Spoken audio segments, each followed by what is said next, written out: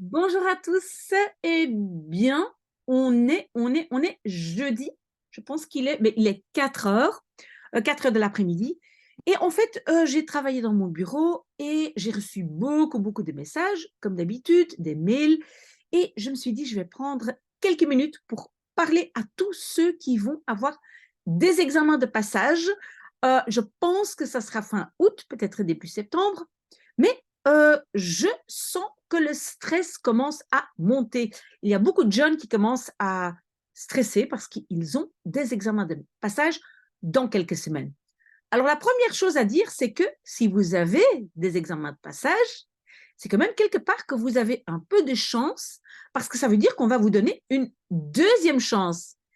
Il y a des écoles, il y a beaucoup d'écoles aujourd'hui où il n'y a plus d'examen de passage. Et je pense que ça a quelque chose à voir avec le rythme scolaire qui a changé. Donc maintenant, l'école commence déjà fin août. Et donc, on n'a plus le temps d'organiser des examens de passage. Et donc, je sais qu'il y a beaucoup d'écoles qui ne le font plus. Donc, si vous en avez, quelque part, vous avez de la chance parce que vous pouvez en faire. Il y en a d'autres qui ont raté leur année, qui doivent recommencer et qui, donc, n'ont pas la chance de pouvoir recommencer. Ça, c'est une première chose. Il faut toujours voir la vie du bon côté. Alors, donc, nous sommes aujourd'hui, je pense, le 3 août. Je ne me trompe pas, je vérifie. Oui, on est le 3 août. Et donc, vraiment, il est temps de commencer à s'organiser. Pourquoi? Parce qu'en fait, je sais qu'il y a beaucoup de jeunes, et pas seulement des jeunes, moi aussi, j'ai des moments où je procrastine énormément et je n'arrive pas à me mettre au travail. Donc, on doit absolument trouver une solution à ça parce que vous devez commencer maintenant à étudier. Je sais que donc il y a beaucoup de jeunes qui ont énormément de stress, mais d'où est-ce qu'il vient ce stress? Souvent, le stress, il vient du fait de ne pas travailler. Parce que moins on travaille, plus on remet à plus tard, plus on a de stress, on panique, on ne se sent pas bien. D'accord? En plus, quand on ne travaille pas, et on le sait qu'on ne travaille pas, on n'a pas non plus l'espoir d'éventuellement pouvoir réussir. Donc, pour stresser moins et pour avoir plus d'espoir, il faut se mettre au travail. Alors, je sais que vous allez dire, mais oui, c'est très facile à le dire, mais je ne sais pas comment le faire. Mais comment est-ce qu'on s'organise euh, pour les examens de passage? La première chose à faire, c'est peut-être regarder autour de vous comment est-ce que les autres le font. Est-ce que vous avez des copains qui ont aussi des examens de passage, qui ont déjà commencé? Comment est-ce qu'ils ont fait? Ça, c'est toujours, pour toute la vie, en fait, c'est une bonne idée de regarder ceux qui réussissent. Qu'est-ce que eux ils ont fait, ce que moi, je n'ai pas fait. Et souvent, très, très souvent, c'est que on n'a pas, on ne s'est pas organisé, on n'a pas fait un planning et on n'a pas instauré une routine. Parce que la routine, pardon, c'est en fait la réponse à énormément de choses dans la vie. Euh, Pas seulement des examens de passage, mais tout ce qu'on veut obtenir dans la vie, il faut une routine. Et si vous avez difficile à vous soumettre à une routine, ben, vous vous obligez. Vous allez dire, OK, demain, je commence demain, et pour ne pas encore remettre jusqu'au lendemain, vous allez dire entre 9 heures du matin et 10 heures du matin, je vais étudier. Au moins, je vais me mettre devant mes papiers.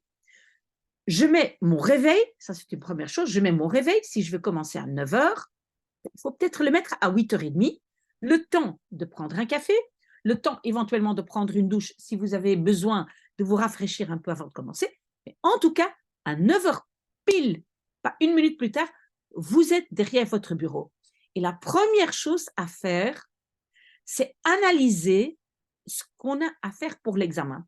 J'ai reçu pas mal de messages de jeunes qui me demandent Madame, j'ai un examen de passage pour un tel cours, on va dire pour le néerlandais, mais je ne sais pas comment commencer. Alors moi, je pose la question ah, d'accord, tu es en quelle année? Qu'est-ce que tu as vu comme sujet? Ah, en fait, je ne sais pas ce qu'on a vu pendant l'année. Ben, ça, ce n'est pas possible. Vous devez absolument faire un programme ou bien de ce que vous avez fait pendant l'année, ou bien de ce que c'était l'examen de juin. Parce qu'en tout cas, votre professeur ne peut pas demander plus que l'examen de juin.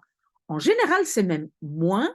Et très souvent, le professeur dit, voilà, vous devez revoir ces 2 ou 3 chapitres, ou vous devez revoir le sujet un tel, un tel, un tel. Donc, parce qu'il y a aussi d'autres personnes, pas tout le monde m'a dit pas tout le monde m'a dit, je ne sais pas. Il y a aussi des jeunes qui m'ont dit, voilà, j'ai un examen, par exemple, de néerlandais, et je dois pouvoir parler, écrire, lire de ces 2 ou 3 sujets ou 4 sujets. D'accord? Donc, vous devez absolument trouver ces sujets et cette matière. Parce que si c'est une langue, vous avez des sujets à connaître. Par exemple, tout ce qui est digital. Par exemple, il y en a qui devaient tout savoir sur la nourriture, etc.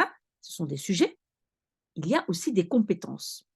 Souvent, quand vous avez des examens de passage, vous ne devez pas faire toutes les compétences. Vous ne devez pas faire et parler, et écrire, et écouter, et lire, etc. En fait, c'est la même chose pour que ce soit mathématiques, que ce soit histoire. Vous devez bien savoir quelle est la matière et quelles sont les compétences. Franchement, c'est impossible de ne pas les avoir. Si vous n'avez pas tout ça, vous devez regarder ce que le professeur avait donné pour le mois de juin. Qu'est-ce que vous avez étudié ou qu'est-ce que vous auriez dû étudier pour le mois de juin? Et puis, on fait un programme. C'est quoi la totalité à faire? Ok, je dois connaître le vocabulaire de 3 sujets, je dois revoir tout ce qui est grammaire, voilà.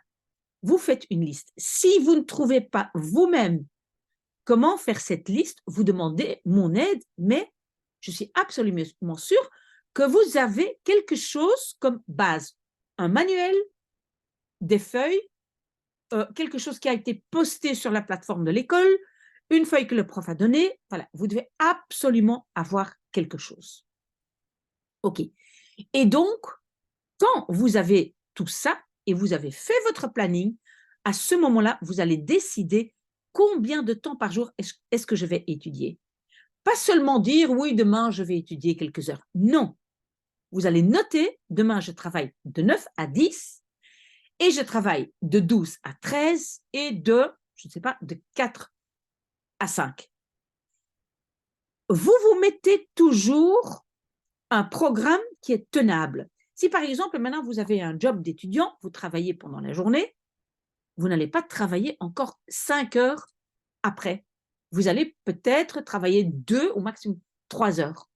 Donc, est-ce que ce n'est pas une bonne idée de vous lever un peu plus tôt, si déjà vous ne commencez pas à travailler à 6 heures du matin, mais est-ce que ce n'est pas une bonne idée de vous lever plus tôt et de déjà travailler 1 heure, comme ça vous êtes déjà rassuré, vous partez au travail très tranquillement parce que vous dites, ah mais j'ai déjà travaillé 1 heure, déjà pas toute la journée est perdue. Et quand vous rentrez, vous travaillez encore 1 heure, tout de suite peut-être quand vous rentrez, et puis vous prenez une longue pause, et puis vous travaillez peut-être encore 1 heure.